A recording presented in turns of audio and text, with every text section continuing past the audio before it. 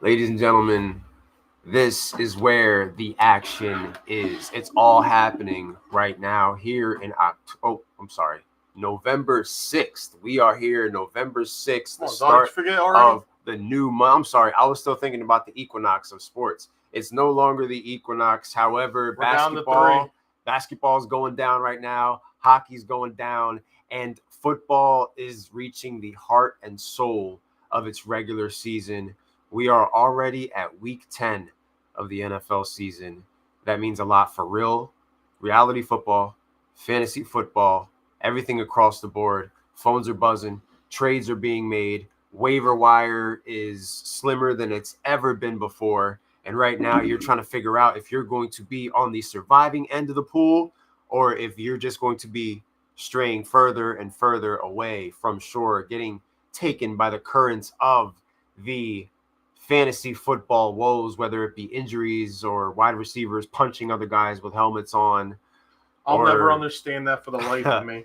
The loss of, premier quarterbacks in the league. And then we can spill that same conversation over into real life with some of these teams who, it's week 10, but here on the Money Sports, it might be time to start ringing the bell on a couple of those teams. And with me, as always, none other and the man himself rocking this year's merch for the On the Money Sports gear. Shout out to Danny, our league champion. Kelly Green, On the Money Sports hoodie. Oscar Money in the building. Ladies and gentlemen, another week has come and gone. We have a new World Series champion. Yeah, we do. Shout out to the Dodgers. We have sports feeling good about themselves. We got former players fighting random people because random people just think that it's okay to antagonize 6'2" athletes and think there's no repercussions to it. We got load management / suspensions. We got fines. You got reporters talking about people's relatives and not expecting any heat back from the person. So we're living in a crazy sports time right now. Yeah. Joel's. I'm seeing that Joel is slated to start on Tuesday. Do you believe that? He was coming back this week, but the suspension pull. He was supposed to debut today. Really, I think. Sixers Clippers tonight. Later on, that's West Coast time. A full 12 slate of games. What the hell's another week for the NBA? Sixers not looking so good so far. Embiid. His return pushed back due to this recent suspension of 3 games. Yep. And he will be making his start on Tuesday night, I think, against the Clippers again. That's the second time that you play them. Listen. The load management bowl. Just play healthy. I'll be there. I'm not mad at you for going after the reporter because you're a human at the end of the day. After everything I did for this effing city. What'd he do? What'd he do but take the money and the MVP trophy for himself? What'd he do? I don't know. They've won a lot more games in this turn of the century. It was a bad time for him to get into any type of scandal or scuffle because of all the heat that was on him right now. The fact that he was not healthy or in shape to play basketball, because if he would have went out there, he would have gotten himself hurt. And that just adds more to just the pile of things that can be used against him in the court of law. It was a no-win situation for him. It was a no-win situation. Me as a human being, as a father, as a brother, I don't fault him for doing what he did. He stood up for his family, and I have no problem with that. Bad time. That guy's a lot lucky. He's lucky. Luckier than a lot. That it was just a shove. Because that kind of stuff that he wrote deserved an ass kicking, if you ask me. Well, it's the modern era equivalent of Stossel getting smacked in the face, right? But back in the day, you're really getting smacked. Now it's different. A little bit of shoving. Too many people are hiding behind keyboards. Well, yeah, it's keyboard warriors, bro. And then you flip to Kelsey, and you got this guy just going after him. It's like, bro, You're just trying to get law. This is the problem now. They're all trying to get lawsuits now. It's so easy to get them. Yeah, we got to change the laws up, bro. You could sign yourself up. A guy should be allowed to whoop someone's ass who's disrespecting. You could sign yourself up for for like settlements 8 or 9 years ago, and then get a settlement check for something that if you were here, if you were at Lake Minnetonka from this period to this period, you could be entitled. What I would say to people is, if somebody kept calling your brother that derogative term over and over to your face, how many of you are keeping your cool? I would have done worse. I would have done worse. I know a lot of people that I don't think he'd have been able to say that word a second time. But you know what? Unlike Joel Embiid, I show up for work. So yeah, I might have lost my cool, but I actually show up for work. I'm actually an MVP on the court, doing what I got to do. Earning every single dollar. You know, I'm in shape. I'm not worried about not being in shape to be able to perform the task that I'm getting paid to do. So at the end of the day, it was just the wrong time for him to be caught up in any type of a situation. And also on the flip side of it, you can't sit here and praise Kelsey and then bash Embiid. It's two sides of the same coin here with this situation. You know, and these people also need to understand what boundaries are, and what you're antagonizing, knowing that you're just going to go viral for it. Pretty much, you're going to be an internet go viral, or a journalist, celebrity, or whatever the case is. You're going to say that. Go get interviewed. You got emotional damage. You're going to promote your book. You can't sleep no more. Yeah, you're going to promote your book. You're going to. Every time someone comes to me, I just. It's a work, bro. We grew up watching wrestling, so we get it. It's a work. Like, you're just trying to work your angle, and that's why the era that we got to start in. having smarter judges and juries out there. Like, come on. Well, I mean, because I guarantee you, sooner or later, it's going to be a lawsuit's going to pop up on Kelsey. We're talking about the court of public opinion here, based on Marcus Hayes on the video other hand, that went viral. I think Marcus Hayes on the other hand with the Embiid situation is probably just going to lay back. I'm not seeing the comments on there, but I'm going to go into the live. I don't see anybody commenting yet. I see people checking in, right? I don't see. Maybe it's like a late delay or whatever. But if you're just checking in right now, we're just getting warmed up right now. Drop a comment. Grab yourself a cold one. I need to know because Restream updated some things. Kick back and relax because we're in the nitty gritty. Not to mention, we're gonna give our official NBA predictions for tonight's podcast. We're gonna make our picks. We're literally watching live right now: Golden State versus the Boston Celtics at the TD Garden. I haven't been following basketball as much since it started because I'm just in football mode. But damn, I did not know Golden State was 6-1. Mikey, what up? Yeah, they're looking good so far. There's a couple teams that are looking good so far. Amazing. OKC's undefeated. Me and Matt have been cooking up prop bets in the system group chat, trying to get back on a roll with making some of that basketball money. So I've been nothing this past weekend on football. I've been keeping tabs with basketball. No, thank you, Giants. Thank you, Saints, for not helping me win $8,000. For absolutely nothing. On the all good you old two 15, had to 16 do. legger. Yeah, the 15 legger that I did, all I needed was them two to win, and I would have won $8,000 off of $2.50. What up, other Chris? Hopkins remembers the Titans. Remembers the Titans. I mean, hey, good for him. I'm not gonna come on here and bash him. I'm not one of those fans. I'm not a mark. I'm happy for Derrick Henry. Asked to leave. Yeah, he got traded. It's at the end of the day, you know me, bro. It's business.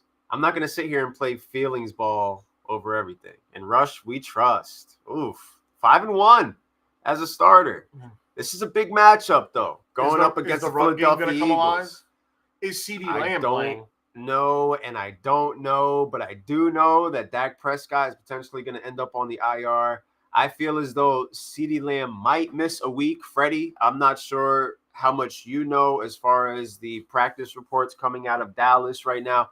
But we'll know for sure by Friday. They were going to be a major talking point, along with a lot of other things. Like I said, we're heading into week 10 now already. So, in fantasy football, shit is hitting the fan right now. Shit's getting serious. Supreme Baller Society, things are just starting out. You're just feeling it out. A lot of us aren't as in tune with basketball just yet. But football, we've been watching. We watched the entire saga unfold this past weekend. We watch Cowboys versus Atlanta Falcons and Dak Prescott hurting his hand, him on the sideline saying, we fucking suck. Like, when the Boy Scout is coming out and saying something like that, it brings me to what I am here to do on this podcast here tonight. I am denouncing my pick of the Dallas Cowboys winning the NFC East because there just ain't no way. Not only that, but there's a good chance that this football team doesn't even make the playoffs. We're talking about a 3-5 football team with no run game whatsoever that's about to go into a matchup. You have no choice but to trust him. At least you got him, Mingo Star, to catch the ball. My boy, Mingo Star. I gave him that name when I had him on my taxi squad, and then I dropped him because there was nothing going on the Panthers until Xavier Legette decided to. You had a couple of weeks of Deontay Johnson and Dalton, that nice little stack. That's over. Bryce Young is back. Well, Legette cost Bryce Young that interception this past weekend. Beautifully thrown ball from Bryce Young to him, and he let the DB just rip it out from him. I'm not going to bash Legette right now. That's my dog. He helped me win a little bit of money on a straight touchdown bet this past weekend. So he's in good with me right now. A waiver wire stash, a guy that heading into this week, I'm very hesitant to start this particular week. It never really works out for me starting guys in the 9:30 game, so I'm just going to exercise willpower and be very patient and wait for the 1 o'clock slate. You're not going to put the Giants defense in? Might. I am more tempted to play the Giants defense against the Panthers than I am to play Xavier Legette when I just have other wide receiver options, and I can just wait, man. Like it's been a wild season so far. Listen, man. I'm sorry, bro. I picked you guys, bro. I was on here defending you guys. I had originally picked the Eagles at the beginning of the year. This man over here made a convincing argument as to why, and I said, you know what? Yeah. I'm changing my prediction. It was the most well thought out argument of any team to win any division. Was the Cowboys? I had them at 9-8 originally, and I had Philly at 10-7. Next thing you know, I'm putting Dallas at 12-5 and Philly at 9-8. Boy, I was wrong. The argument was foolproof. All the pieces were there. I didn't really care that they didn't have a running back one. I wasn't even thinking about that. Mike, you did say that. No, you said Dallas in last place, dog. Dallas in last. I think he had Washington, Giants, Eagles, Dallas. I think he had Washington winning the division. He had Giants in third. Like very clairvoyant. Just like Matt's 12-5.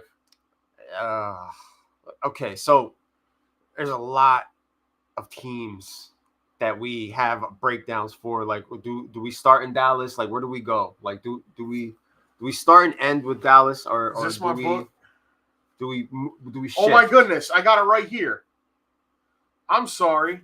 Oh, your prediction for this year? I had the Eagles 10-7 and Cowboys Dallas 9-8. Then you convinced me to put them at 11-6. My argument was very good for them. It was my best Dallas Cowboys argument that I ever made on this podcast. Look at my original note. Eagles by default, no back-to-back since 03-04. Will be ugly defensively, but offense will score. My original, this is back in August for Dallas. Dallas run game is questionable. Defense loses Bland. Will Diggs be ready? Commanders, it's all about Jaden Daniels. Could be surprise team to watch. And Giants, where to start? I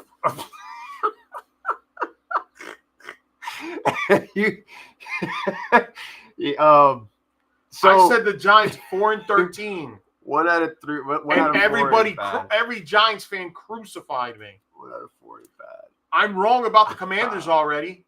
I had the Commanders at 6-10. They're already 7-2.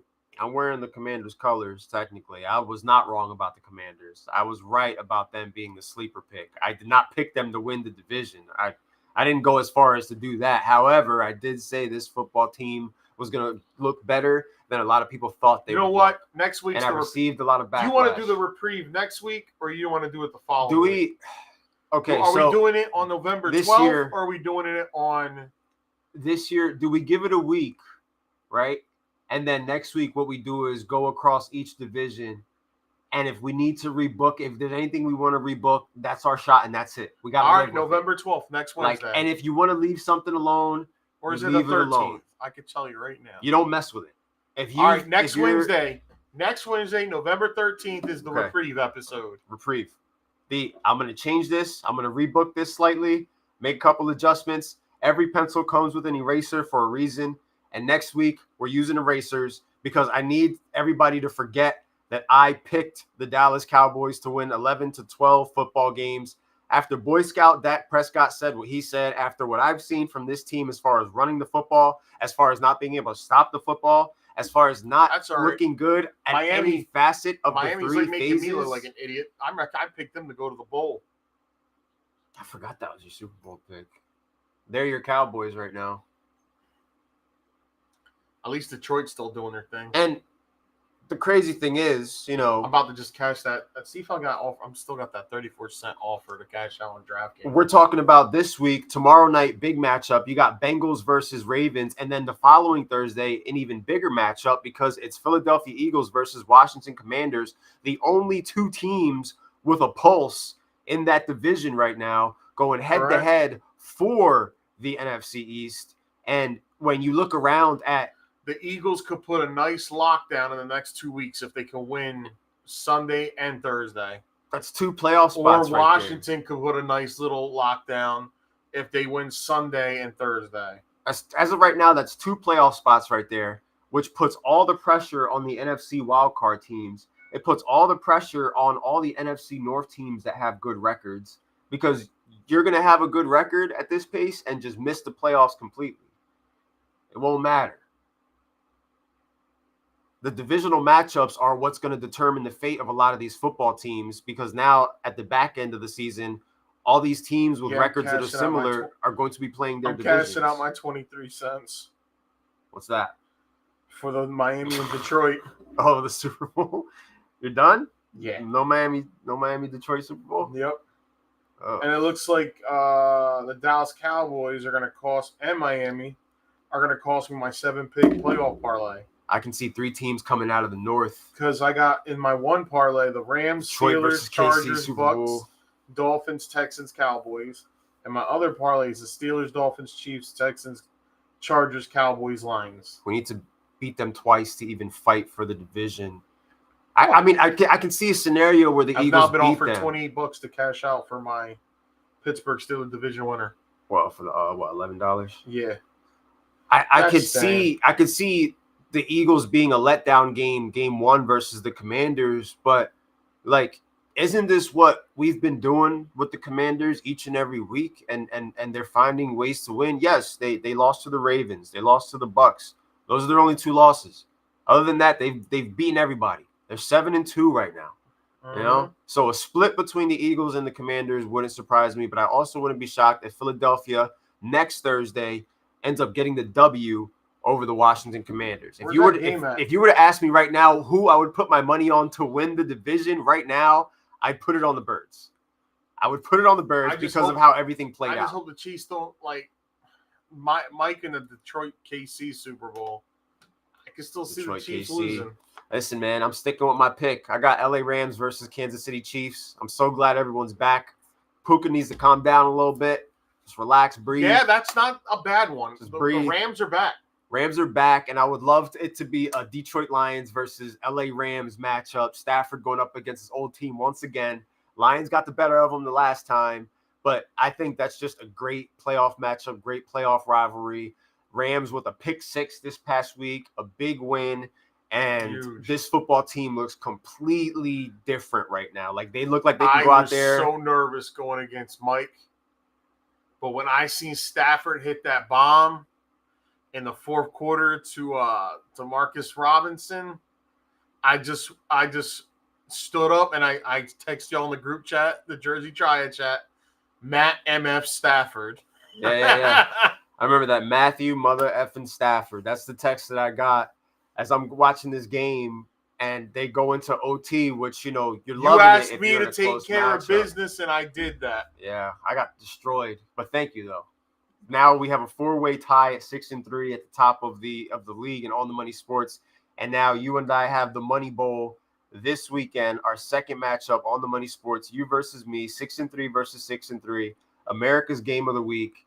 And, just so much on the line across the board. Like these, like the moments that we get souped up for every single Sunday, like this is where it all hits the fan. Like this is where I felt it this past week with the Matthew Stafford going into overtime. Watching the Baltimore Ravens game this past Sunday as well. Like some of the crazy Drake May with the crazy touchdown pass to Ramondre Stevenson. I saw that. Which is one of those things where it's like, there was a lot of things going on in my mind when I'm watching that football game. But as a owner of Ramondre Stevenson in fantasy football, it was one of those things where I was just like, yes. Like, thank God it was you. Bro, my team's so underperformed in Kingpins. Terrell had 3 players who didn't play, and they beat me. And he's telling Lee Steve Robinson and Kingpins. Yeah, your team stinks in Kingpins right now. You're on a 3-game slump. I lost, unfortunately. Ayuk is gone for the year. Michael Pittman can only score 2 points a week on fantasy. I don't like his matchup this week either. Against Buffalo. Flacco and them didn't look that great this past week. The Flacco magic getting a top first-round pick doesn't look so bad in my eyes. If we know we don't like the quarterback we drafted. Doesn't look so bad. Is he gonna tank? Yes, he is. This is my Colts. This is my team. We're tanking. Oh, I'm letting everyone know. I'm going to put the best possible lineup out, but I'm going to tank. Well, the beauty is I'm in 12th place out of 12, but I'm only 1 game out of the playoffs. How I lost, because Chris, 3 of you are 3-6. Here, let's go over what my team did. Let's. The dreaded opening score. wounds. The dreaded score. The line. I mean, did you set this lineup on Sunday morning and felt good? Yeah, because I was like, all right, well, let's go. This is a no sweat. Let's go, Wolfpack. Wolfpack back causing mass destruction. I don't think I did adjust people in and out, so a little bit of tinkering. I lost. I got beat 151 to 90, right? Michael Pittman 2.4. Wicks. Dontayvious Wicks. Y'all see that? You know what that is? 0. Fat Donut. Mark Andrews, who we all said, Mark's back. 4.6. Oh, he's back all right. Sam Laporta. Thanks, man. You've just been giving up my ass all year. 4.8. His projection has dropped. I saw his projection for Sunday. I was like, oh, how the mighty have fallen. So, Chiefs, 4 points on defense. Brian Thomas, 6.2. Okay. The only 2 who came to play were Baker Mayfield. He always comes to play. Bijan Robinson and James Cook. Baker's the man, dog. And meanwhile, Terrell says he had 3 of those donuts. Says tight ends are awful. I mean, unless it's McBride or Bowers or Kate Otten. What helped Terrell was 32 from Mahomes, 25 from Cooper Kupp, 22 from Devontae Adams, 37 from Mike Gesicki. Nasty work. Mike Gesicki's start was the start that I mean, he only scored 90. He had 150, but the Mike Gesicki start. Anybody who started Mike Gesicki this week probably won their matchups. Honestly, the way he was going off for Cincinnati, that was. Hey, Calvin crazy. Austin, looks like you're getting a hot tag to the main roster. Like, it's all good for Gesicki and everything. I'm happy for you, bro. You did the gritty and everything, but I drafted Jamar Chase, and what I needed was Jamar Chase points. I didn't get those. I got like 10 or 11 from Jamar Chase. I still won. I still beat Mikey because my Sick Picks team, District 12, is just they're a great team. But that's one of those things where I need you to win another game. Like nationwide. I need you to win another game, and F it. If I don't get any more games, I don't care. Are you talking about me winning another game? Win a game in Kingpins? Yeah. I am. I'm gonna win another game. Who I got this week? I got Matt. I gotta beat Matt. No tank. Oh my God, his team's ridiculous. He's projected 150. I'm projected 135. All right, just projections. Things happen. Brock Purdy. That's gross. Not this week. I'm loving Jamar Chase this week for sure. My Bengals stack. And here it goes, ladies and gentlemen. Firing them up in sick picks all the way. Put them to the bench. Who? I gotta drop somebody from my lineup. This guy's doing the waivers were weird this week, man. Like I know I probably said it on this podcast last few weeks, but there's not much left out there. Corley. He's a rookie. I could put him back on my. Everybody's rostered. I saw a lot of dropping of McMillan this past week. It looks like people aren't waiting to see if he's going to pan out. And not to mention, Mike Evans' return is around the corner. You got the Bucs bye week, and then after the bye week, Mike Evans is coming back. So I'm starting Hopkins this week. Fire up DeAndre Hopkins if you have him, if you were patient enough to hold on to him. If you were quick enough to hit the waiver wire where he was sitting in a lot of waivers because people were not trying to deal with the Titans version of him. However, the Kansas City Chiefs version of him showed up, got 2 touchdowns the other night. And a decent overtime Monday night matchup between the Chiefs and the Bucs. How'd it feel to lose, Chris? You had a nice little. I might have got you in the lead. What was that? 238.7 to 236.37. It's me and Chris in Elite 8 this week. It's a big one. He's right now. He needs a W because he's Harrison Butker gave me 8 when I needed 8. The beauty of the Elite 8 league, because I like to add the backstory to each league that we talk about, because these days I think it's important to share the format of your league. Like, what is your league?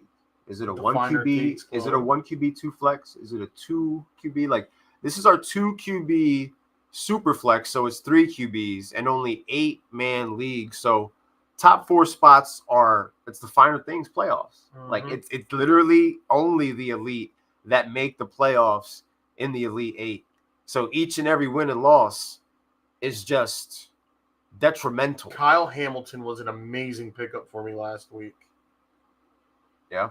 I picked him because I needed an IDP. I've been streaming IDP since Aiden Hutchinson got injured. Kyle Hamilton was out there? Yup.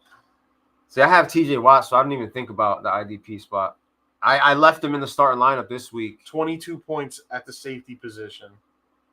And I've been watching him too. He's been a dog. He's developed and matured, and Kyle Hamilton is exactly what the Ravens need in the secondary. Their secondary's been getting burned. Your effing kicker.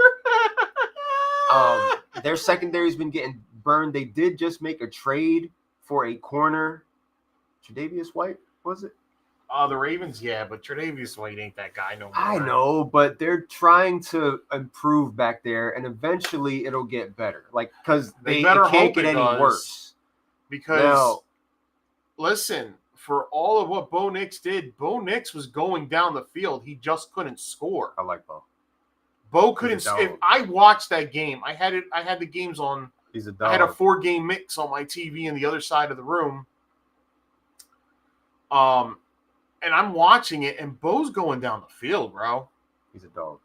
But the problem was they were inside the 5-yard line 3 times and came away with no points once, a touchdown, and a field goal. And then that fell right exactly into the Ravens' plan, because how many times? And then what killed them is their defense gave that touchdown up. How many times? Right before halftime, and it was over. How many times do we see the Ravens?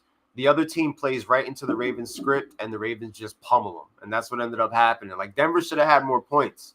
The score looked uglier than what the game actually looked, because eventually their defense got tired, man.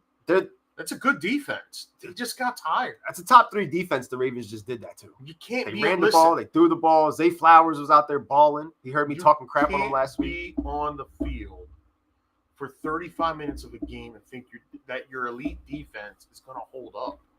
Yeah. Especially against Baltimore. At least give them points.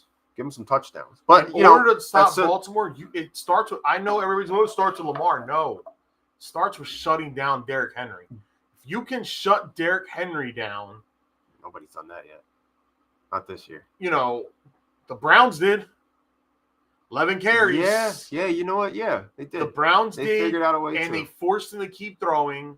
And eventually, that leaky secondary, Cedric Tillman was just tearing apart. There's not too many front sevens that bring it like that. It goes to show you how bad their secondary is with what Jameis Winston ended up doing this week against a good secondary. Yeah. Sutton been a good waiver pick last 3 weeks. He definitely has. I am ready to fire up Cortland Sutton in one league. I don't really have too many options due to injuries, but Cortland Sutton right now is a top 20 player in our fantasy league rankings, and he is going out there making plays, and he has a young quarterback that can run if he wants to, but understands who his number one option is when it comes to getting that ball down the field. A better version of Javonte Williams. Listen, this Denver Broncos team is not a bad team. That's a top 3 defense that they have, which always helps a young quarterback when you have a defense that can get you the ball back. However, this is the part of the schedule run of their money. This is the part of the schedule that we looked at in August and said, yo, the Broncos are not going to survive this because, you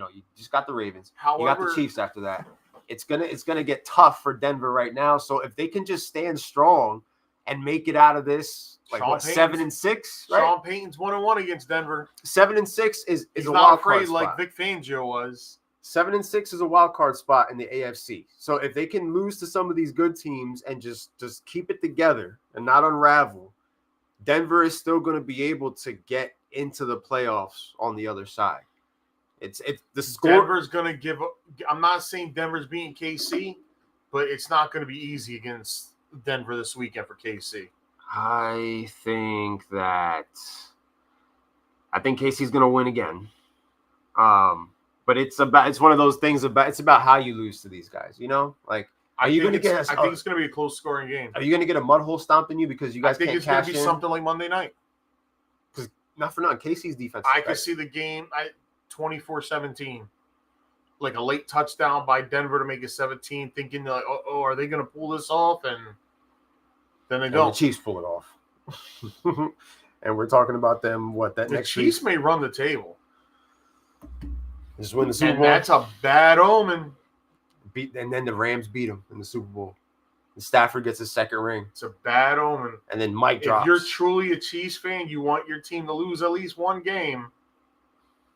Because the amount Chiefs fans are invincible. of criticism that Chiefs fans would get, they wouldn't be able to handle it if they were like the Patriots, 19-1. Well, they don't realize they're becoming them. They don't want to They are. They are. You are what you hated. You are what you sought to destroy. As Obi-Wan told Anakin, you are what you sought to destroy. You're Darth Vader You're the evil empire. And now Andy Reid is the winningest coach. And now everyone has to go to Kansas City to dethrone you guys in order to just, bring peace and restore order among the AFC. Because no matter what, dog, we both live on the AFC side. We know who the top dog is. It's still Kansas City. Everything still runs through them. No matter what. Listen, we're still trying to work on ourselves. You want to fight? We're going to give you a damn good fight. Do you play them this year? Yeah, Christmas Day at Acrisure Stadium. That's interesting. And that's going to be a big game. They play Saturday too, like us, and they play Wednesday. That they got a short turnaround too. Dude, look at the AFC West. That's the Chargers, the Broncos, the Chiefs. Like, Chargers are a good football team. They don't look like and that's the thing, Chris. I don't know how they're winning these games because they don't look good. But at the end of the day, they are winning the game. You know what, though?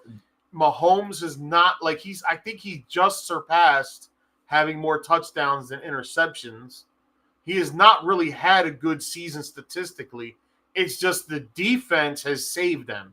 Kansas City owes their undefeated record to the defense. Steve Spagnuolo. Because his defense is bowling out. Justin Reed. And it keeps them in the game to where Mahomes is Mahomes in the critical moments. It reminds me of those Patriot teams that won the other 3 Super Bowls. The later Super Bowls where they weren't really that good, but their defense kept them in the games and made them. You know what? On Monday night, I saw 2 playoff teams going up against each other because Tampa Bay is a playoff team. Tampa Bay went out there against a top 5 defense. Listen, and this guy's number 1 wide receiver is Cade Otton.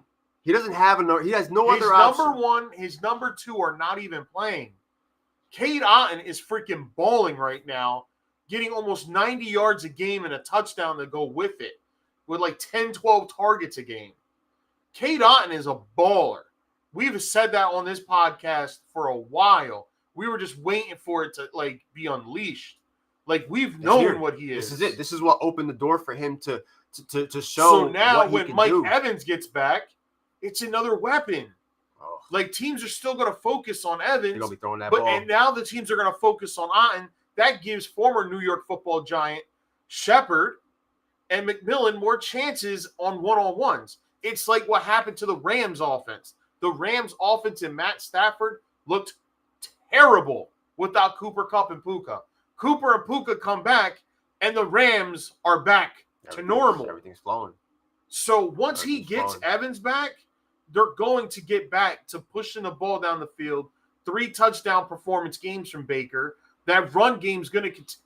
Bucky and Rachaad White is starting to look like Rachaad White. Rachaad White's going to turn it up. I feel like you got both of these guys that are starting to. I think he's worth really get going. I think he's worth being patient with. If you were patient enough to hold on to Rachaad White, I think that he is a player that you're going to be glad you didn't cut him or trade him. Like I've held on to him. I drafted him. I went after him, and when Mike Evans comes back and this offense is more complete, all that does is make him and Bucky more dangerous. And we've seen what they can do. So now Baker has he's making this happen without his threats. And when he gets that piece back of Mike Evans, he's going to have all these things that he can use. It seems to be their kryptonite is the Falcons. Yeah. So right now, Tampa is that team that when we have the conversation about the NFC, it's like you got to go up against these guys like the Vikings and beat these guys. Like you have to have that advantage over the guys with those records. What I watched, now let's talk about that. Once you get your point, I'll get my point about the Vikings. Well, I was just going to say like Tampa Bay, because their record's not so pretty and because they lost 2 to Atlanta, like now you compare them to Eagles and Commanders. You compare them to Packers, Vikings, Detroit. And you say to yourself, it's like Tampa has to go and beat some of those other teams that are second in their division and get that like leg up over them when we get down to now. We're going to start seeing the playoff picture every week now. The pretenders are going to start to fade and the contenders are going to start prevailing. Me personally, you brought up Minnesota. Oh, boy. Sam Darnold's starting to look like Sam Darnold. Are they frauds? I don't know if anybody else agrees with me on this, but the last couple of weeks, Darnold's starting to look like that normal-looking Darnold we saw, not the guy we've seen in the first month of the season.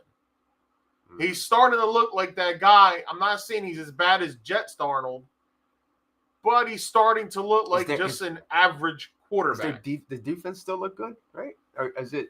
They did is their it one job. Of those things where the defense does like they're similar to the Chiefs, where the defense is doing a lot of the work in these games and getting you the ball back? And listen, if teams can devise a plan and just take Justin Jefferson out of the game, well, I mean, because that's all he's doing. He's spamming Jefferson every game. His 2 touchdown passes were the guys that Oliver and who was the other guy he threw it to? He made decisions inside the red zone.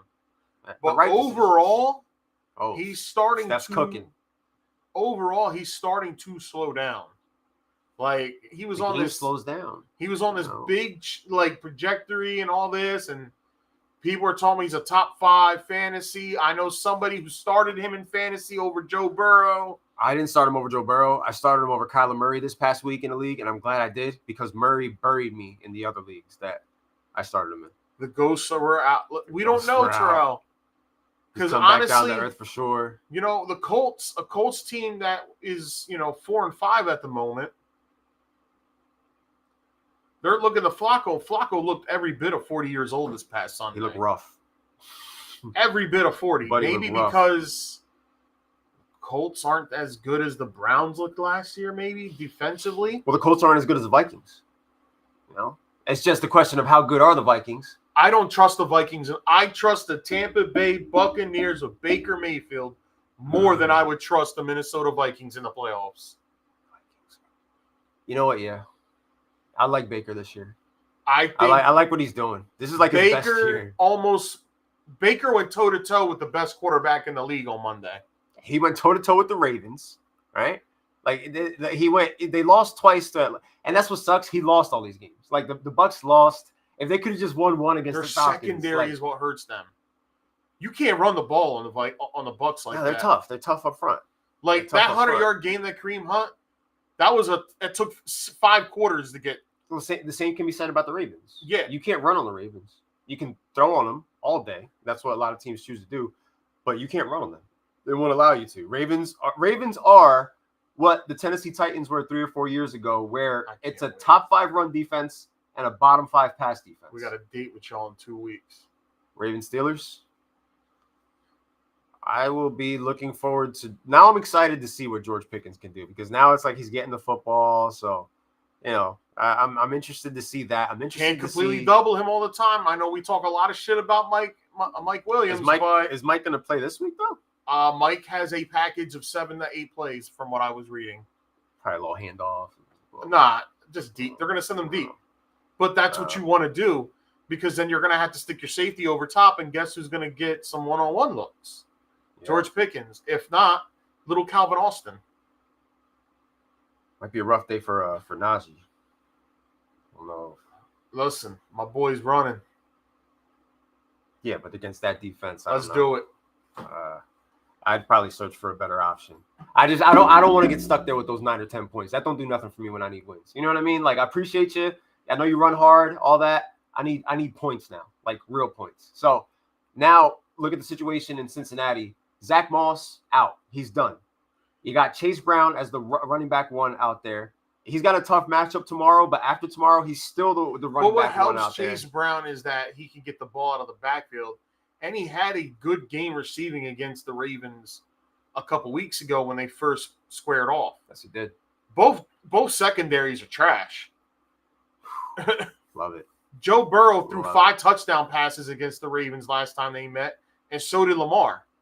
Cry, Cowboys, cry. What up, Paul? So tomorrow night's going to be fireworks. How do you... And the team that needs that win the most is the Bengals if they want to stay in. The Bengals, I don't think, have a chance to win the division. They're already at 4-5. A win tomorrow goes a long way, though. You go 5-5. You can go 5-5. And that's big. You're still behind the other teams by almost 3 wins. It's not about the division anymore. They play the Steelers twice. They play the Browns one more time. Yeah. So we can see how that goes. If the Ravens win, this puts them in ready to face Pittsburgh next week for a huge first place showdown, and they'll have 3 days to heal extra than the Steelers because of the mini bye. But if the Ravens beat the Bengals, they essentially put the Bengals at 4-6, and the Bengals have to run the table. They can only lose maybe one more time for the rest of the season. It's such a big game for them. And that's tough for Cincinnati. You're asking your team over the next 8 games to only lose 2.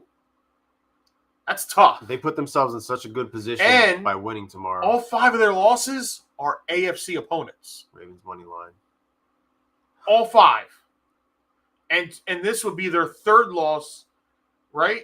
Or second loss in the division. Because they lost to the Ravens already. They'd be 1-2 compared to being 2-1. They beat the Browns, right? Yeah, they beat the Browns. Yeah, so they managed to get that win. They would be 1-2 in the division. Steelers better come through, old money. We helped y'all, so pay it back. Talking about the showdown between the Commanders and the Steelers, but like to touch base on it, since it's the game that me as the Steeler fan tomorrow night, I'd rather see the Bengals win than the Ravens. It helps. It's more beneficial for the Steelers. Yes. So you got to root for the Bungles tomorrow. However, I also take joy in the fact if they go 4-6. I love listening to someone who's the biggest hater of 2 teams, that the 2 teams have to play each other. Because I want to know, it's like, how are you cutting this? Like, how are you seeing this, and what do you need? Either team loses, and it's good for them. Oh, yeah, either team loses is good for Pittsburgh. However, as far as the division, I don't see the Bengals winning the division. I can see the Ravens winning the division. So if Baltimore loses, it's not only massive for Cincinnati, but it's massive for the Pittsburgh Steelers in the sense that the AFC North is still there with a matchup right after they get done with the Cincinnati Bengals going up against you guys. So this is the gauntlet. This is a huge slate for Baltimore. The year, people thought Pittsburgh's gauntlet was ridiculous. It was the Commanders, the Ravens, the Browns, the Bengals, the Browns, the Eagles, the Ravens, the Chiefs, the Bengals. Now, as a Steelers fan, I look at it, it doesn't look that bad. So because the Steelers should beat the Browns twice. That would give them 7-8 wins. I think they split with the Ravens. That puts you at 9 wins. After that, all you really got to do is get another 2 wins, and you probably win the division at 11 wins. Ravens have been impressive, though, man. So I wouldn't be shocked if they just go out there and win tomorrow. Like, if they just go out there. They should win. They're the better team. They look like the better team. They play. And that's the thing. Like, a lot of years, the Ravens didn't play like the better team. This year, the Ravens are playing like the better team, even with their flaws. Like, if they shored up their secondary, then we're talking about them being pretty much unstoppable. Because Derrick Henry, you saw the hit that he put on that player this past week. The player he put a guy on a stretcher, bro.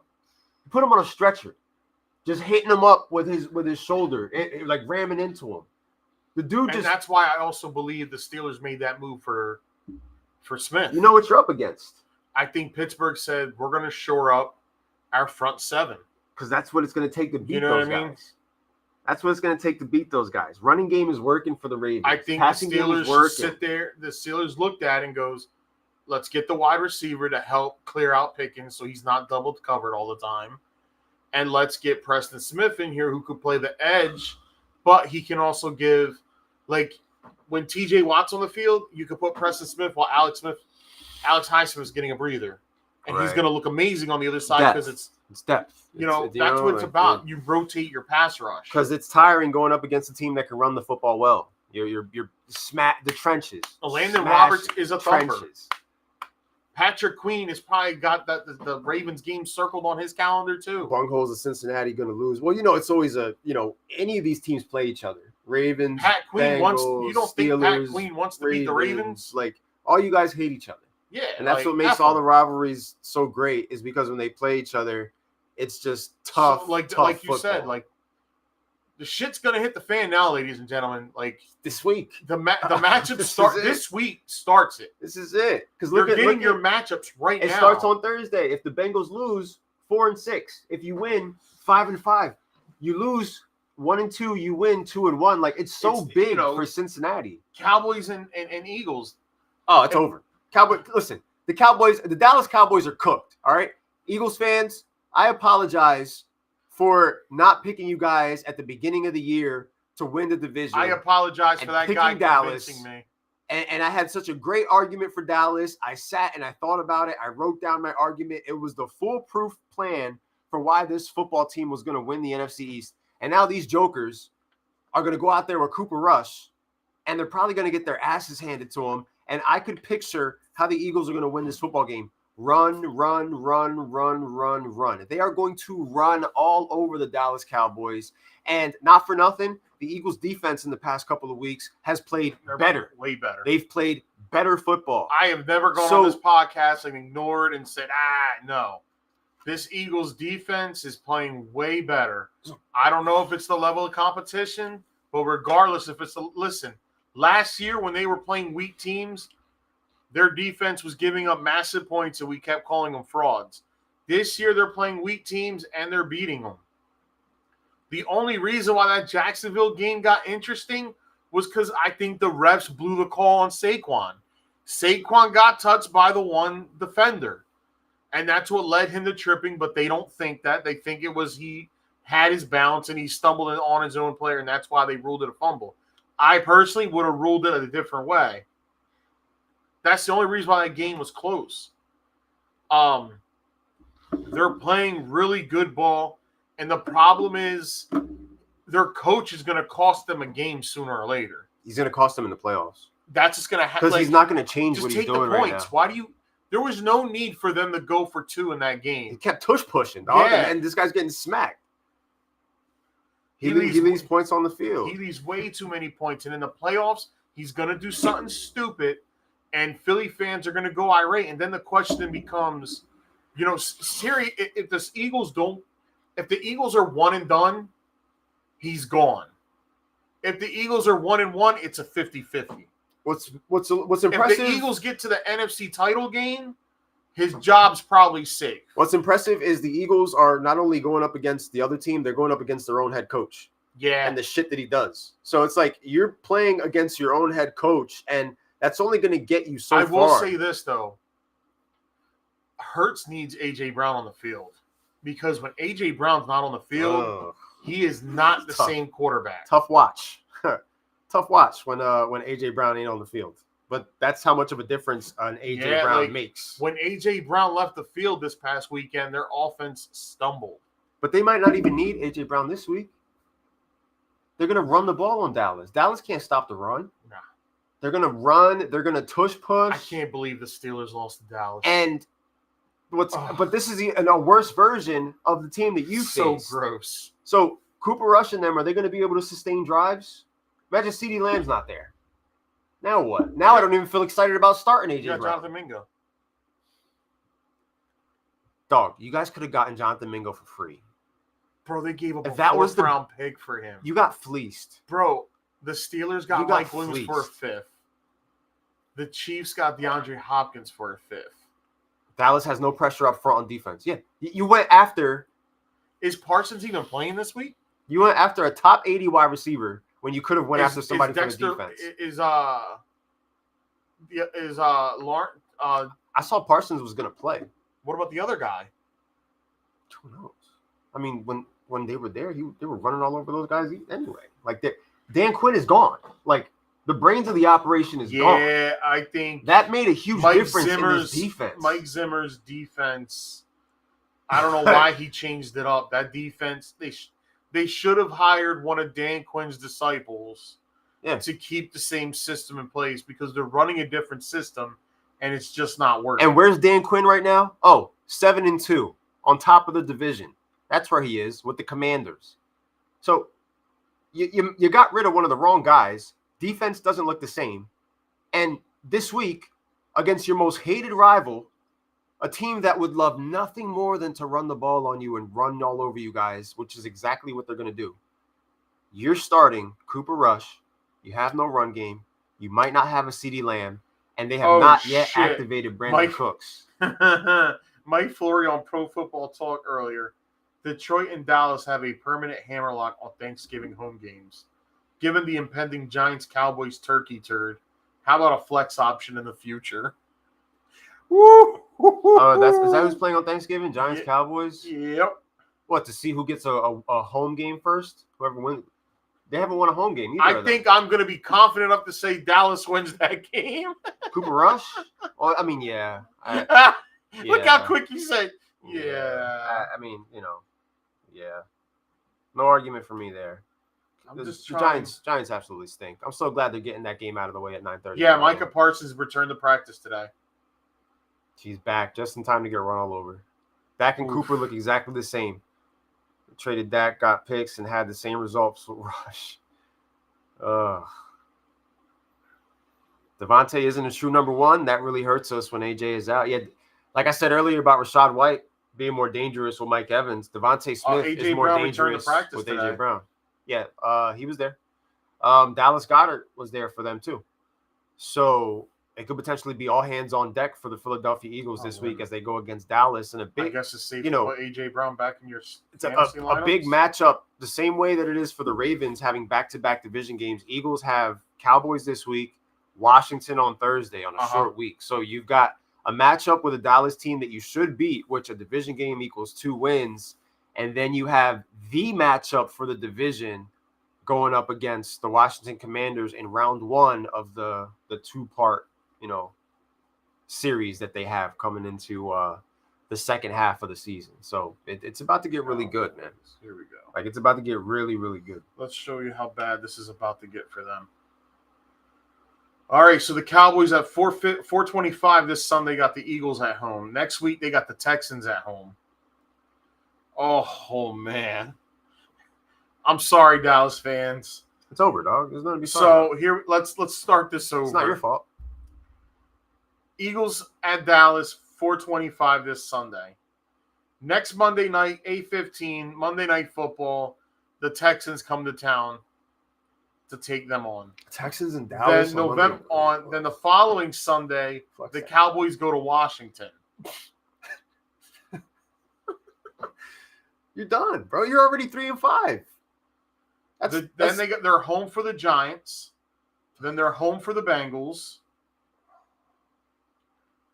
So they got back-to-back Thursday games. They got the Turkey Bowl, and then they got the Thursday night game the following week.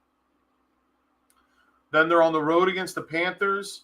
They're home for the Buccaneers, on the road for Philly, and home for the Commanders. I see 3 wins possible, max. Man, you know who the turkeys are? The Dallas Cowboys. They're a bunch of turkeys. And they're going to lose all them games besides probably the Giants game. Don't get too excited. Let's not act like Dak led the Cowboys. The Dak-led Cowboys didn't struggle against our defense. Our offense just blows right now. And Bank's been getting cooked this season. I see Dallas winning 2 to 3 more games. I can't believe the Steelers lost to them. Regardless, I see Dallas finishing.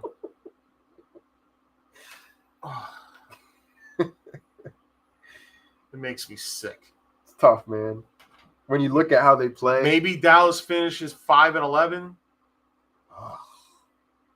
Well, no, 5-12. Is McCarthy gone? 6-11. Well, his contract's over at the end of the day. Oh yeah, he's gone. I mean, I don't see the Giants winning 2 more games either, though. Which one of these teams is going to win a home game first? The Cowboys or the Giants? Well, let's look up the Giants. Let's see who they play. Let's see what they've got going on. They got Germany, so that's not even a home game. The 9:30 Germany game. The Germany game's actually considered a home game for them. Oh God. Oh no, it's a road game. Next week the Giants got the bye. They come back the 24th. They're home for the Buccaneers. Then they have the Thanksgiving game against the Cowboys. They're home for the Saints. There you go. There we go. Yeah. All right. Okay, Saints. They're terrible. They're home for the Ravens. Start Derrick Henry. Yeah. Ooh, that's the first round of the playoffs. Yeah. Derrick Henry gets the Giants in the first round of the fantasy playoffs. Chacho. Oh, question from Chris right here. The 2 tanking teams going out to Germany. Do you think Dayball gets the Panthers fired based on the outcome of this week with their matchup? If the Panthers lose. Does that guy get fired? No, Daboll's not getting fired. No, the other guy. Did somebody get fired in this Germany game? No. Everybody keeps their job. So then the following week, they're on the road for the Falcons. They're home for the Colts, and they end the year at the Eagles. Yeah, so 2. Do like you see said. 2? I see them 2. I think they beat the Panthers this week. Thank God the Saints name came up because that's number 2 potentially, and then just hang it up. I think the Colts-Giants game's a toss-up. Flacco ain't gonna lose to these guys. The Colts are going to be playing for more than the Giants are at that point in time. So that would mean I could see Jonathan Taylor and Pittman having good days against the Giants, who's their defense is good against bad offenses. Because the Cowboys weren't a good offense. They haven't been a good offense all year. So say the Cowboys win 2 more games and the Giants win 2 more games. That means the Cowboys will have 5 wins and the Giants will have 4 wins. Cowboys are going to end the season with 1 more win than the New York Football Giants. Giants have a better run game than the Cowboys do right now. This is Jerry Jones' fault. I honestly believe Giants have a better defense right now than the Cowboys do. I honestly believe the Cowboys would at least be 5-3 if they had Derrick Henry. Yeah, because you see all the flaws the Ravens have, and they're still winning games. Because Derrick Henry would have kept the defense fresh because he's just grinding clock, and you don't have to keep that defense out there. Protected the Dallas Cowboys defense is what he would have done. Protected. And all it would have cost $18 million for 2 years. Protected Dak Prescott. Protected CeeDee Lamb. Raised the value of Jake Ferguson. We don't want to hear you come out each and every week talk about how you couldn't afford him. That's what is that? What do you mean you can't afford him? You can't afford to be good? You can't afford to win? Clearly, you're 3-5. You're about to be 5-12. Well, we know Shador's not an option for Dallas, but it looks like Shador might be an option for the Giants. You're not even going to be able to tank right in this situation. You don't know how to. You're just going to stink. You're going to keep losing football games the same way you've been losing football games. At this point, I honestly don't want to win shit. Just give me the pick. Jerry will mess it up even more than the Giants. It's like Bill Belichick talking about the Saints the other day. Pat asked him. So they're talking about the Saints, and Bill said, it's going to be tough to get a good coaching candidate in there. You're $80 million over the cap. Ugh. You're in cap straits. So maybe their best, he said it, he goes, maybe the Saints' best option right now is to offload a boatload of salaries, send their veteran players that have got balloon payments, like their salaries are high. Yeah. Trade them off, eat the dead money. Well, they traded off Lattimore. Yeah, probably not be a good team next year. And just to get the money off the books. Yeah. So that you don't have to continue. He goes, the Saints have been, he said it, the Saints have been doing this. They go into the offseason $80, $60 million over the cap. They cut all their things. They restructure contracts. They get players in, and they still don't win. He goes, so at this point, he goes, they might as well just rip the Band-Aid off. He goes, cut the contracts, field the best team possible, get your cap space back, get your good draft positioning, and then spend your money wisely in free agency. So Pat turns around and goes, so Tone Diggs got a question, Bill. He wants to know, would you be interested in the Saints job? So then Bill goes, Pat, we said before that when I started doing this, there would be no questions about if I would want a job or anything like that. He goes, I see what you did there, Pat. You had Tone Diggs ask the question instead of yourself. So technically it didn't come for you. He was like, well, Tone Diggs needs an answer, Bill. He goes, quite honestly, he goes, no. I said, oh, shit. 60 to $80 million. He said, I want to coach again, but it's got to be the right situation. It looks like New Orleans is not the right situation for Bill Belichick. Buried. That's how you bury a team that is already buried in debt, buried in scrutiny. Kamara can't request a trade. He just signed a contract extension.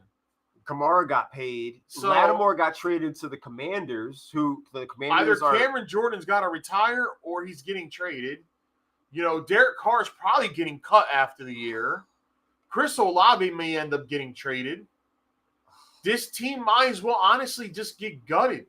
Let Spencer Rattler start next year and just be terrible so that you can get a top, be terrible for 2 years and try to draft in 2027 Archie. Or maybe getting rid of Derek Carr will save Chris Olave's career because Derek Carr just tried to get Chris Olave killed with that dumbass pass that he tried to get to him, which led to Chris Olave being injured. And let's see what happened. Now IR is a possibility for Chris Olave. That sucks. He's had a lot of concussions, bro. He's been taking a beating this year. I've got him in three of my main leagues. He's got a lot of concussions in his career. Yeah. We talk about Tua. He's right there with Tua. He actually has 3 extra over Tua.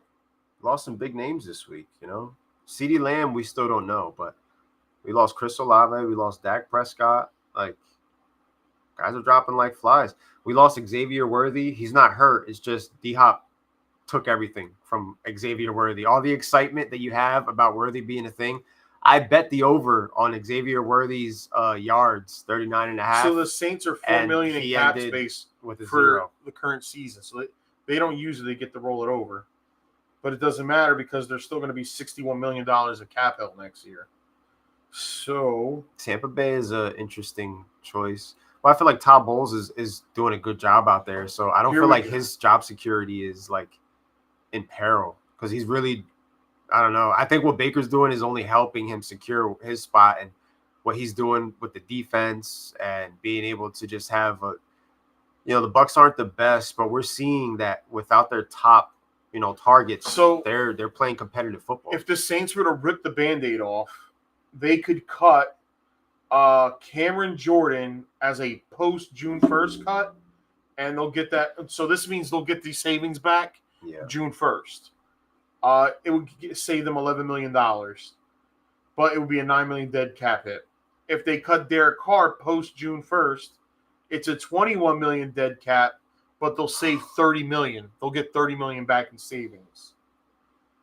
Taysom Hill, they cut him post June 1st. It's $8 million dead money, but $10 million of savings. So you got and Ryan Ramczyk, the lineman, if they were to cut him, which I don't think they would be $11 million dead, but they would get $18 million back in savings. They could cut 3 different people, and they'll get their savings back. And you're gonna suck, but at least when you go into 2026, do they even have like draft capital? Like, what are they draft rich at least? Maybe they're in the rears when it comes to the by finances, 2026, but they've been in the rears for years. So if they make all those moves by 2026, it'll be $52 million above. Water. So that's like average. That's like average for a football team. Trade Carr for Lawrence. Lawrence's contract is kind of crazy right now, though, isn't it? I mean, look at this. Next year, New England's due to have $131 million in cap space. The Cardinals will do $118 million. The Raiders $108. The freaking Washington Commanders are going to have $103 million in cap space. But a lot of that's probably going to get eaten up in like extensions. Yeah, but it's good to have that. It's better. Yeah. It's better than having like 40 mil. The team together. Yeah, it's better than having like 40, 50 mil, knowing that you're not going to be able to keep. The Chargers are looking at $77 million. Oh shit! For the first time ever, Pittsburgh will have $62 million to play with. I ain't never seen that in my life. Washington's not that bad on the defensive side, so like, why not just run it back with your rookie quarterback and all the pieces that you have right now? That's the perfect scenario for a Washington Commanders team. Let's face it, they're playing with house money. Their goal was not to win a Super Bowl this year, but now they're in the running. Like Saints, you want to know about their draft capital, right? Yeah, like what? Like, do the Saints have like? They have any type of value? Is there any way that they can? Is there any way that they can get out of purgatory? They have a first, a second, and it's not loading up now. Son of a bitch. A first, a second, a third, another third, a fourth. So they got two. They got a 1, a 2, 2 3s, 2 4s, a 6, a 2 7s. Okay. So they got 2, 4, 6, 7, 8, 9 picks, which is not bad. It could be worse. But you got 1, 2, 3, 3. You got about 4 or 5 picks in the first couple rounds. You might be able to package a deal if you want to go back up there and grab somebody else in the first round. This team's got a lot of work to do. It's been so long of them just kicking the can down the road. Listen, I have said this for years. Your GM can keep restructuring contracts and push the money down years. Eventually, baseball has perfected that. Eventually, you're going to have to pay the piper. Yeah. It's that simple. And guess what, New Orleans? It's Bobby Bonilla Day. And you need to figure out how to get yourselves back in the mix because, not for nothing, some of the talent that they had now is a little bit over the hill. We still talked about how this team, well, not actually, I came on this podcast in August, and I am proud of the prediction that I made when I said I think the Saints are going to be utter garbage this year. I said it was all going to fall apart. They were going to be terrible. It was going to be a division between the Atlanta Falcons and the Tampa Bay Buccaneers. I didn't think the Saints were going to be any good. And they look every bit of what I predicted them to be. Derek Carr fooled me once. He wasn't going to fool me twice. Not this time. Sorry, just wasn't happening. This is a smart sports fans podcast. I had the Saints. You can't fool us. However, I had the Saints at 8-9. I should have known they were going to be like a 5-win team. 8-9. I don't see them getting to 8. Not at this point. My notes for the Saints before the year started: Saints are just mid. Carr is who he is. Defense is good. Just needs offense to do its part. So next week, I bring my book that has my August predictions in it, so that I can legitimately, pinpoint what I said, what I thought, hold myself accountable, and make my adjustments if I choose to do so. Because some of the divisions, that's got the rest of my damn picks. I'm not going to take the Chiefs out of the first spot in the AFC West. Like, come on, Yeah, I have it like week to week, all the conferences. Damn, I hope I started Derek White tonight. And then I have the playoffs on. Paul, if that's the AFC Championship game, then Mike Tomlin had one hell of a year. Good old school matchup right there for the AFC side. It looks and sounds like you are like many of us are gonna, we expect the Bills to choke somewhere down the line at some point against one of these two teams. Or you know what? The Bills are going to have to play the Chiefs again. Chiefs are going to beat them again. Well, this is going to happen. Be the same song and dance. The Bills are probably going to give the Chiefs their first loss of the season when they face each other, because that's what they do. They beat them in the regular season, and then when it comes playoff time, they poopy in their pants. And you got to go to Kansas City. You're going to poopy in your pants in Kansas City, and you're going to get bounced in the second round. And that's the life. Nope, my for dumb Buffalo. self put him to start Sunday. Kirk Cousins. And he's got 40 points. Derek White has 40 points? Well, fantasy points. Okay. He's got 23 points, 6 boards, 1 assist, 2 steals. He's killing it right now. Filling the stat sheet. Having a great season with the Boston Celtics. Hey, Miles, thanks for just 38 tonight. Damn, dog. That's not bad. 38? I need 40. It's the okay. Heard. I expect 40 points from my players. I knew I should have picked Luka to go against the Pacers. That time of the night where we start 66 fantasy points sitting on my bench. We start looking over our scores. We start looking over our bets. Some of the sweats, some of the non-sweats. We start looking over our Supreme Ballers lineups for week 3 of the Supreme Ballers Society. This is the first time. Well, no, last year I think I started 0-2, and then I went on a run. 2-0, baby. I always start off hot in basketball, though. Yeah, you do. So I just need to maintain that like I did last year and not screw the pooch. But, having Joker is nice. He gave me 60 points on Monday. I don't have to worry too much about him. I feel like as soon as you line them, you pick get all the games out of the way. Like, you don't like to stretch it out. Sometimes it works. Sometimes it doesn't. I did it a lot last year. Definitely had to change my approach because it's similar to starting a guy on Thursday Night Football. If he doesn't perform, you just got to stare at that number. Still mad at Mikey, man. Why? Taking Wemby number 1 overall. Yeah, I would have taken him if he was there for me, but you guys went ahead and took my other 2 options. Jacopoto got me 44. Giddy only got me 24 the other night. That's Ingram with 32 in the third quarter right now as the Cleveland Cavaliers are up 80-73. Cleveland looking to remain perfect on the season so far, going up against the New Orleans Pelicans. And LaMelo Ball gave me 46 points with 25 points, 6 rebounds, and 8 assists. The kid is balling. The Charlotte managed to beat the Detroit Pistons by 108-107.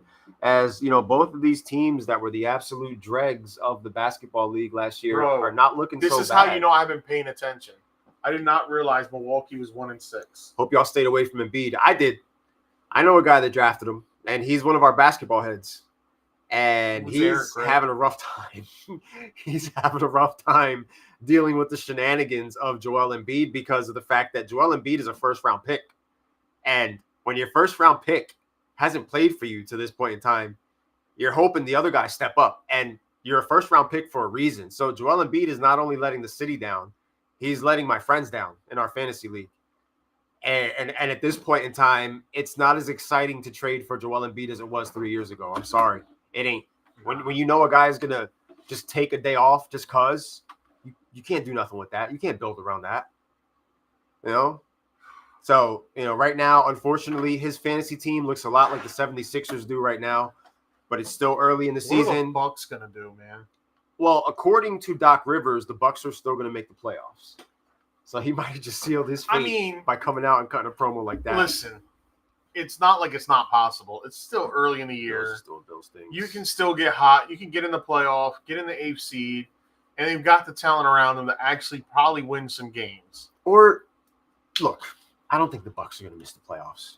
But is this all the planting of the seeds and the propaganda that's going to lead to eventually Giannis asking for his to trade? be traded? Is it like again, it's a work, bro, right? It's a freaking work. It's a woozy. So it's are a we wazzy. are we right now just planting the seeds for what is going to be the eventual move of Giannis, which there's already discussions about names, including Miami, which we knew about, which would be dastardly by Milwaukee. Miami, Brooklyn, OKC, which is one I really like.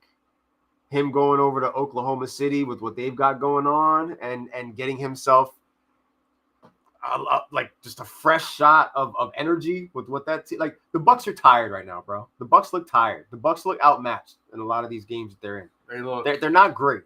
You know, we're talking about at best Milwaukee being a 5th seed this year and putting themselves in a position to deal with the Boston Celtics in the second round and getting sent home.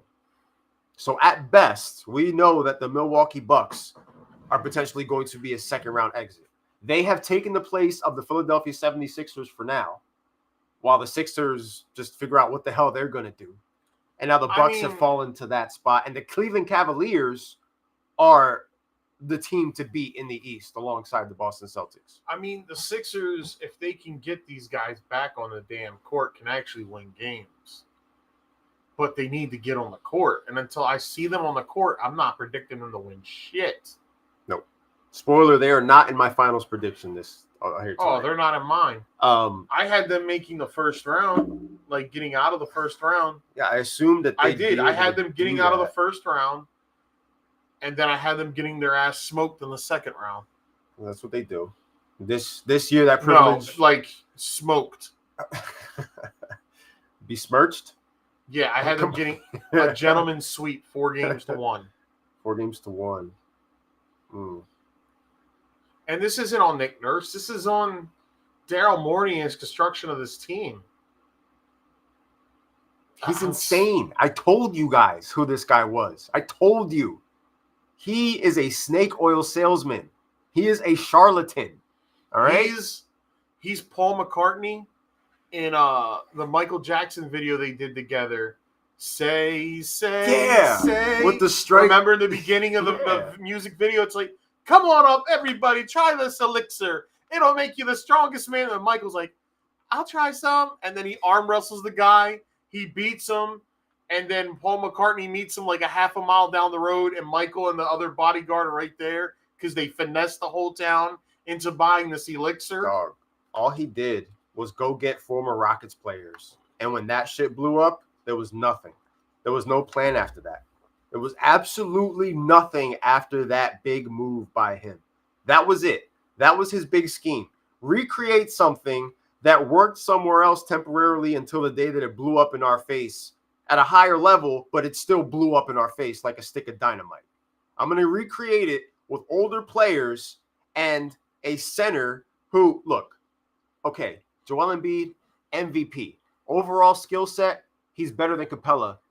He can't get up and down the court like Capella could. So that type of offense and that style with James Harden and what he wants to do, look at what he's doing with Ivica Zubac right now. Because the Clippers are dealing with the same exact thing. The only difference is the Clippers can win games without Kawhi Leonard, and the Philadelphia 76ers cannot win games without Joel Embiid. Where the hell's Kawhi Leonard? Not even PG. If PG was there, I think they would win some games. Well, he's back now. He came back the other day and did nothing. He came back for the Suns game. It's rusty. When the Sixers blew the lead they had against the Suns, and the Suns beat them by 2. And KD went off. Well, it's the Suns. They're better. Yes, they are. They are the better team. Absolutely. And they're better coached right now. They have Budenholzer out there, and the Phoenix Suns look better this year. They're 6-1. They're 6-1 right now. And Paul George had 15 points. He was 1-7. Back-to-back in Beantown. You think you guys win back-to-back championships this year? You got you guys going. Who do you got coming out of the West as far as the finals goes? If you guys got NBA finals predictions and you're listening right now as we're breaking it down, drop your finals prediction because we're about to drop ours. It's that time when we start making some bold predictions, hot takes, and holding ourselves accountable on this podcast. You guys give us a couple of your predictions. We'll drop some of ours as we, Oh, it makes me sick. Who are you guys playing tonight? The Clippers. Okay, yeah, that's later on.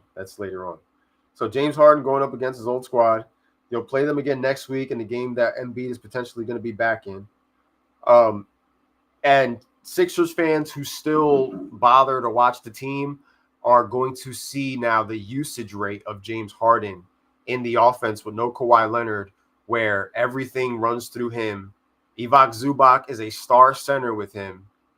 And, like the Clippers don't win every game, but they're coached well enough and have enough talent on the court to just figure things out with an offense that is based primarily on just Harden having the ball and him distributing to everybody else that he needs to distribute to.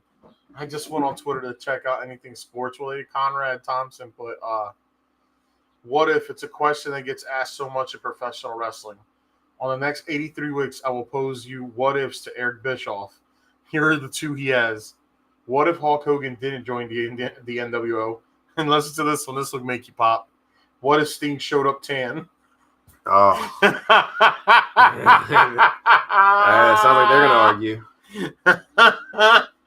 Denver, Boston. I knew that would make you pop. Denver, Boston with the Celtics back-to-back. I like it.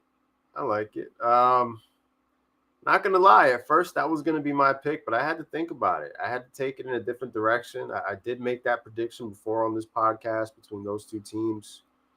Mavericks ended up taking the place of the Nuggets. I switched up this year. I'm going with a little bit of a spicier take, and I'm taking the Boston Celtics coming out of the East. But coming out of the West, I've got them going up against none other than Kevin Durant and the Phoenix Suns, bro. You're wilding. Budenholzer with the Suns, with this group. KD's going to get another shot at the ring. I don't know. He's probably not going to win it.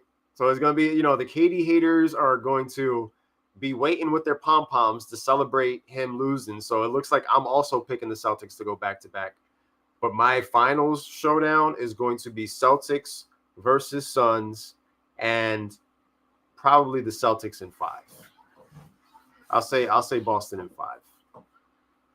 I just think that they look great this year. The Celtics look amazing.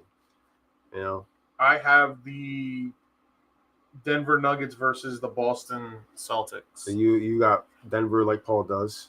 But I have Denver beating the Celtics. You got Denver 4 winning. games to 3. Game 7. Nuggets in 7. The official pick of On the Money Sports, Nuggets in 7. The Eastern Conference Finals, I have the Knicks versus the Celtics. I don't know if that's going to happen now. I'm going Celtics Cavs. And I got in the Western Conference Finals, Denver versus the Mavs. I've got Celtics Cavs and with Listen, the West, Lakers I really don't know. I got the Lakers making it to the second round. I don't know what the West. I got the Lakers pulling an upset in the first round, beating the Suns. Ooh, I like it. KD versus LeBron in round 1. That would be nice. And KD losing. That would be nice. Yeah, I gotta get spicy. I'm gonna make the pick. I'm gonna throw 5 on the pick, and I'm gonna put it in DraftKings just to put money where my mouth is. Literally. Are you allowed to still do that? You can. It's watered down compared to what it was. It's still a futures bet. Yeah. Nobody's watching basketball right now. Still time. I wish I was in tune with college football because I would be betting on college football every weekend. Yeah, I don't know how. Maybe next year. That and UFC, I'm still trying to wrap my head around. But my parlay for the Knicks and Hawks game that I shared in our group hit, Karl Anthony Towns went over his 21.5 points. Jalen Brunson went over 2 3-pointers, 2.5 3-pointers made. Shout out to Matt because that's something that I tailed off of Matt. And Jalen Johnson got 8.5 rebounds. A little 5-legger, and I used the boost for the Knicks and Hawks that DK had for me. So that worked out. And right now that game is currently 111-110 with 1 minute left. Knicks versus the Hawks.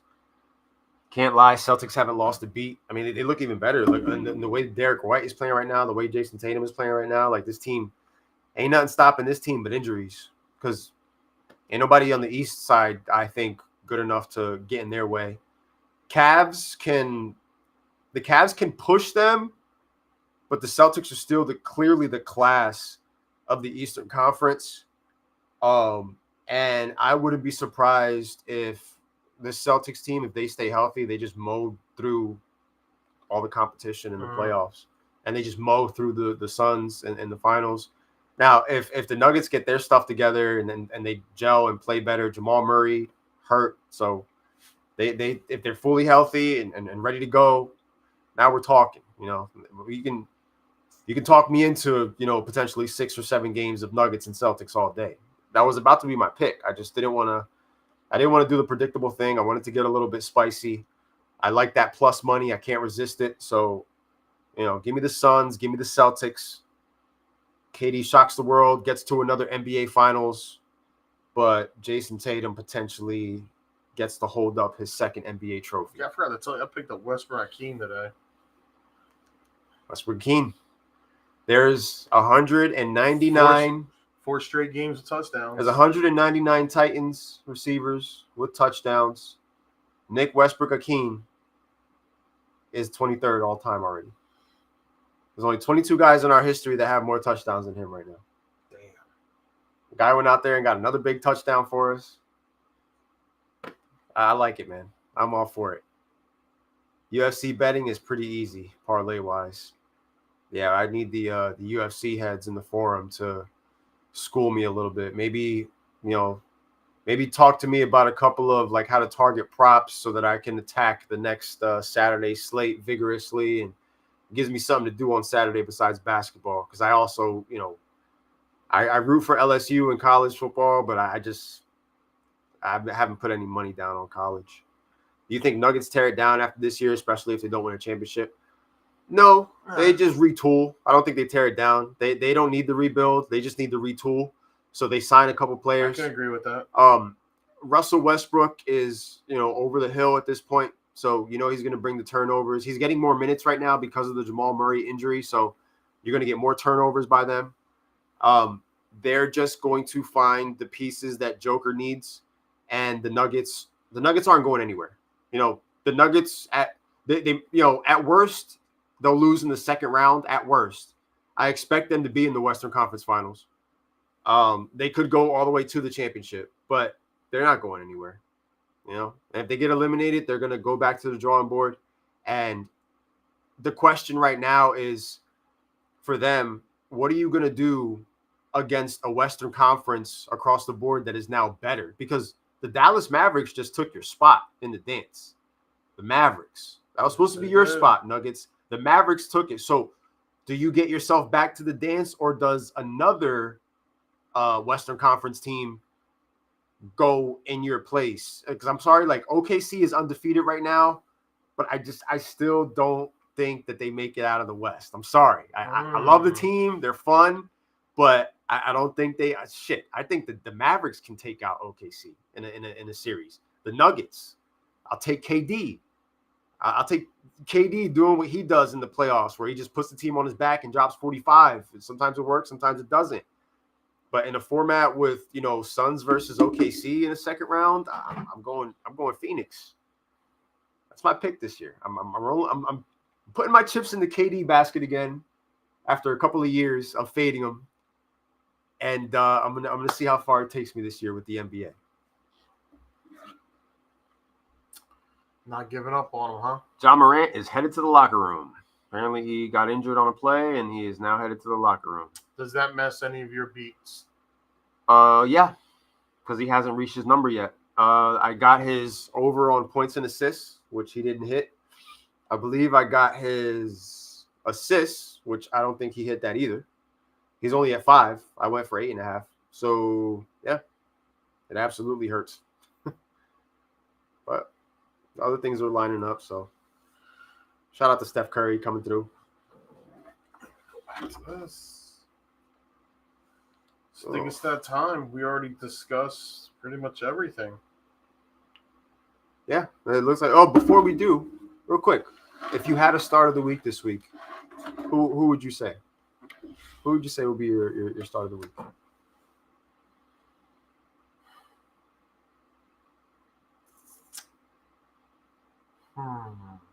I'm going with Kyron Williams.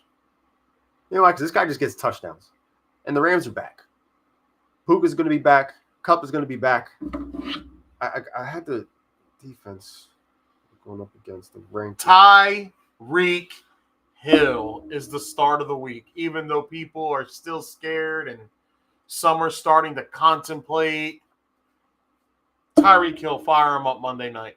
Tyreek Hill, Monday Night Football. Wait, 100 plus. Isn't that the game? Rams versus Dolphins? Yep.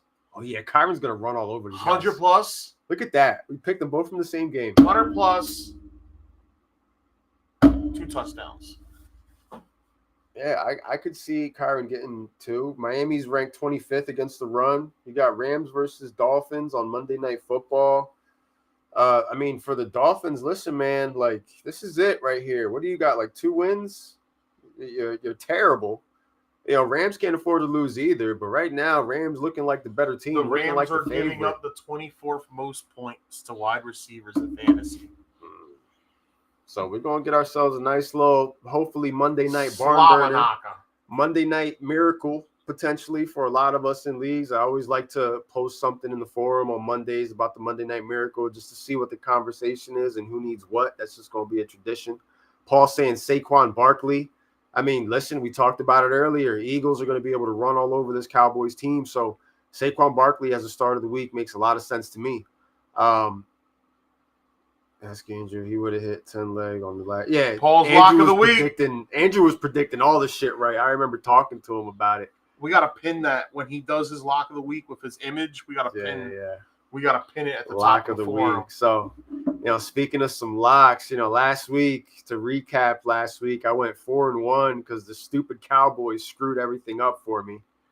Could have went a perfect 5-0, but I went 4-1. I did bring my record up to over 500 for my on the money picks this year. I'm still way behind you and Mikey. Mikey, I know you're probably in bed, bro, because you got to wake up super early. Drop your picks in the forum.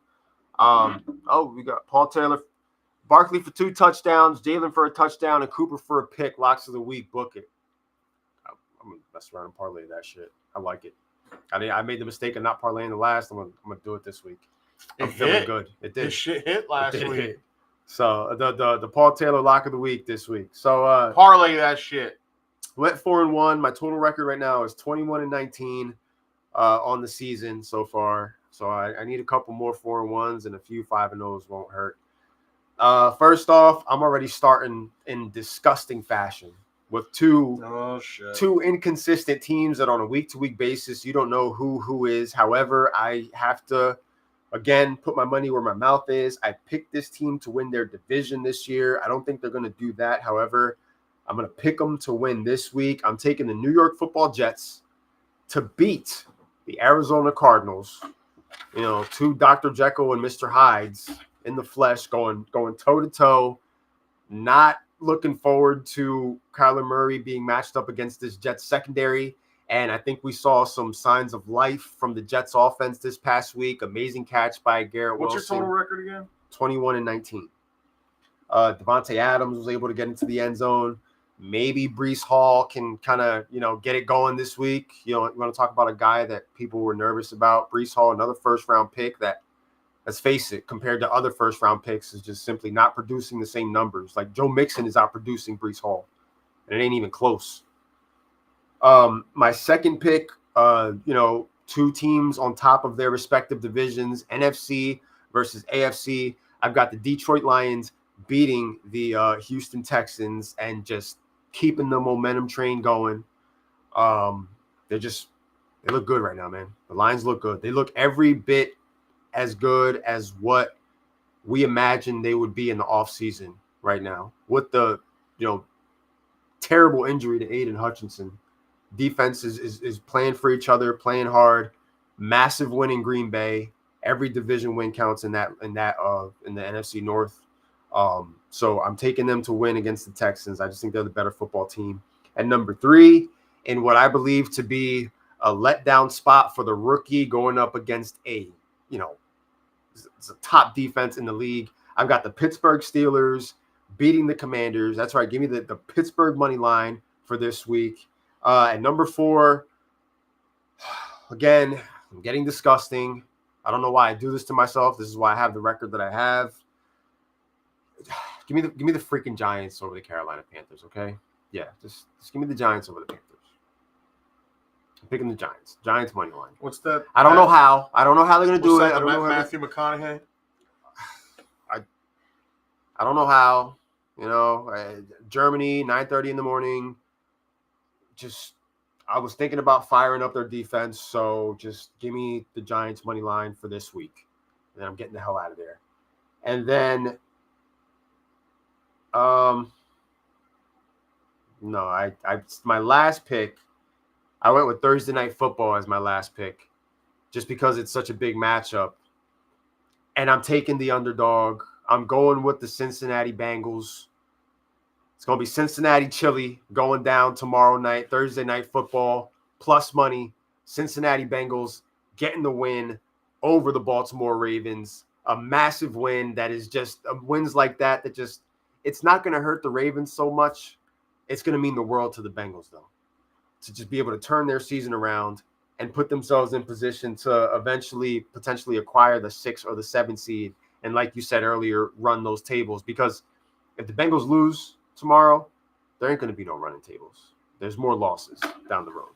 That's just how it is. So once again, my picks, give me the Jets, give me the Lions, give me the Steelers, give me the Giants, give me the Cincinnati Bengals.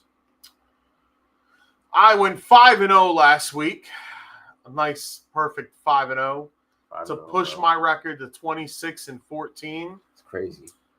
This week, I'm taking the Bears over the Patriots, the Falcons over the Saints, the Chargers over the Titans, the Jets over the Cardinals, and the Rams over the Dolphins. Set the kickers for the Giants and the Panthers. They're going to get a lot of work done. So, okay, what were your picks again? Bears, Falcons, Chargers, Jets, Rams. I don't feel confident on the Bears one. Yeah. Because Caleb Williams does not look like the guy from a month ago. See DJ Moore walk off the field? He looked like he got hurt. I don't know. Like he looked like he was limping off the field. I'm not starting nothing associated with either team other than the running backs and neighbors. Perhaps Giants defense. Yeah. I'm leaning towards Giants defense, but I really don't know. Chuba Hubbard is one that I'm not really thrilled about. Yeah, maybe Giants defense, and then that's really about it. I have an opponent who's going to be starting Bryce Young against me. So maybe I just kind of let them deal with the 9:30 game, and I get myself right for one. We'll see, though. Because on Sunday morning, sometimes I change my mind about things. It's just matchups, man. I'm playing matchups. Like I like the Steelers to beat the Washington Commanders, but if the Commanders put up some points on the Steelers defense, then it's just like, what's the better play at the end of the day? Not the better team. It's the better play based on the matchup. And I'm not thrilled about the Denver matchup against Kansas City. I know Kansas City's offense has been but it takes 1 week. And after what we saw this past week with D-Hop, like the Jets offense is going to be more – the Chiefs offense is going to be more active. So, I don't know. Jonathan Brooks officially activated for the game. He's going to see like 7 to 10 to 8 touches, and once he's ready to take more of a workload, if he doesn't perform, it's still going to be Chuba Hubbard season out there. So, I mean, we'll see, man. But, the title coming into this pod was shit is going to hit the fan, and this week is a perfect example of that with some massive matchups, some big AFC versus NFC matchups and implications. Playoff picture going to start getting posted each and every week on TV for you to get a clearer view of where your team is, what you need to do, and how far removed you are from the entire picture completely. The draft order, all that good stuff. Fantasy football, regular season fantasy football only has 5 weeks left. This is it. You're either winning or trying to figure out how to go on your run right now with trade deadlines approaching. So, yeah, this is it. Shit's going to hit the fan. You're either in or you're out. Next week on this podcast, we will be going over our picks from in August and seeing what we want to adjust, what we want to do differently. Everybody who has CMC is going to start them, and they're not going to like the result. Because I wouldn't start. If I had him, I'd feel obligated to, because how can you not? I luckily don't have to worry about that situation. You got rid of him, didn't you? I traded CMC away for James Conner and Jameson Williams. Jameson Williams is also slated to return. James Conner has been great. DeMarcado stole touchdowns from him this past week, but I'm still rolling with Conner, giving myself some running back depth. And that's the only place where I had to think about the whole Sunday morning of, do I do this or do I leave him on the bench? I know Mikey said he wanted East Coast. I'm not starting Mason this week. I want to take a week to see what they look like. Yeah, I'm not starting Mason either.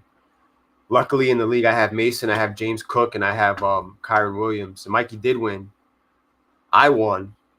And now I go toe-to-toe with Noli. We actually have a 6-way tie, 5-4.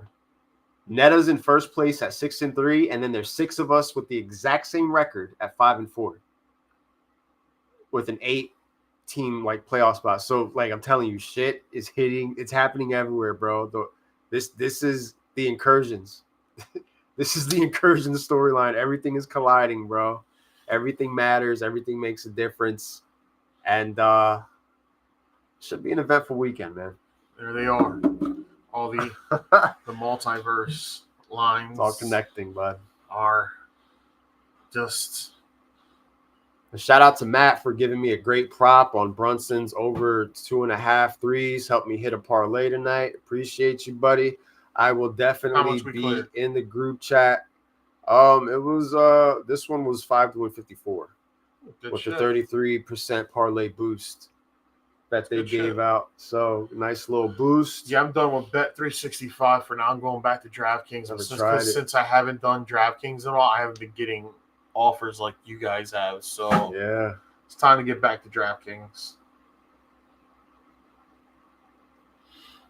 So Mobley, make sure this weekend you post in your questions. Hey, you got questions on who to start? It's okay to ask for advice. Yeah, man. Did the Knicks win? Put your picks. Who do you think's the start of the week? We got Paul's lock of the week. So make sure you tail off the lock of the week. Knicks lost 121 to 116 to the Hawks. Just finished not too long ago. But yeah, I definitely like the lock of the week. Paul, post that lock of the week in the forum. And we'll pin it to somebody the top. Tail it. Let's pin that bad boy. Going to pin this episode to the featured in the sports forum. So during this week, if you missed the pod tonight, you'll be able to kick back, relax, and catch some of the things that we saw. Maybe a refresher course on Sunday morning when you're trying to make some decisions, or maybe you just want to remember what we got wrong or what we got right, so we can bring it up and talk about it on next week's show when we talk about what we've gotten wrong or right so far. So yep, you know, we're all right with that. This is where it's happening. This is where it's going down. I'm super excited for next week's pod, and I already know what my homework assignment is for the pod next week. We'll have more NBA action, live watch along to whoever's playing that night, and all the latest news and fantasy football updates from our leagues and how many of our teams are surviving.